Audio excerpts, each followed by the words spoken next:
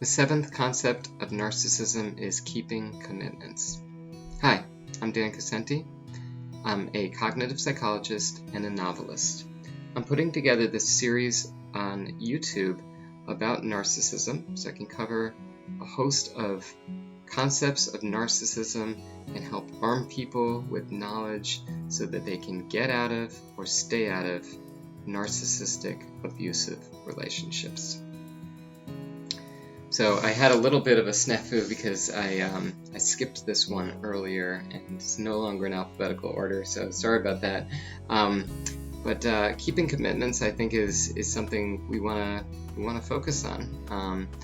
The narcissist during the love bombing stage will often try to bring new people in by telling them all these great things that they're going to do for them.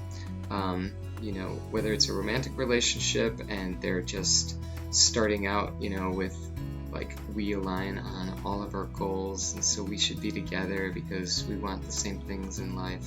Or if it's a new employee telling their boss that they're going to, revolutionize the workplace. And, once they get into those situations, they're going to lose the ability to follow through on any of that stuff.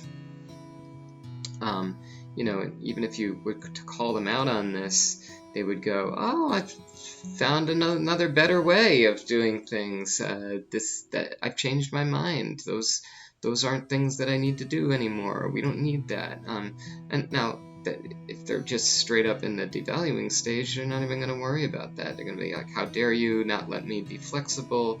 You are the worst."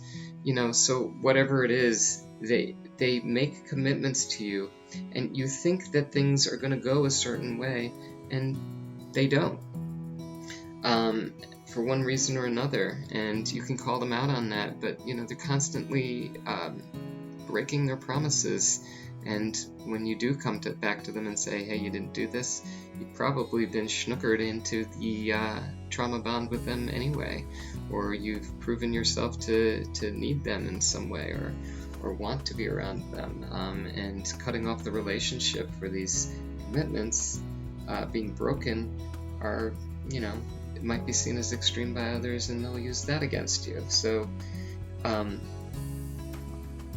and again, everything comes from the childhood. So when they were children, their caregivers didn't keep their commitments. And that's what parenting is. It's a commitment to serve your children, make sure that they learn what they need to learn so that they're able to take care of themselves when they get older, so they're able to find happiness, they're able to pursue their own goals, their own paths, what they want. You have to help them understand their identity, and be free to do that. And this is something that narcissists rarely get from their caregivers, because their caregivers don't actually care.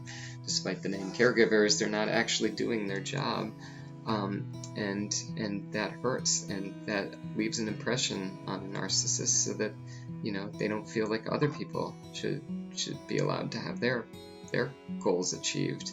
And I think on a certain level, narcissists want to break their commitments to you, to show you that they can, that they don't owe you anything because they're better than you anyway, so they don't need to hold on to those commitments. So I think it's a very deliberate thing on the part of narcissists as well.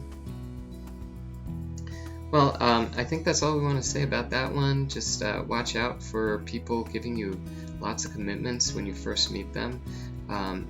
Giving a commitment doesn't mean upholding it, so it might be a big red flag for you if there's a lot of that going on and then you're not seeing any follow-through. Okay, well, I hope this helped. Please click like if you like this video, or subscribe if you haven't done so. The more of that we have, the more of these videos go out to people who need them, so you're going to be helping other people too. Okay, I hope this helped you.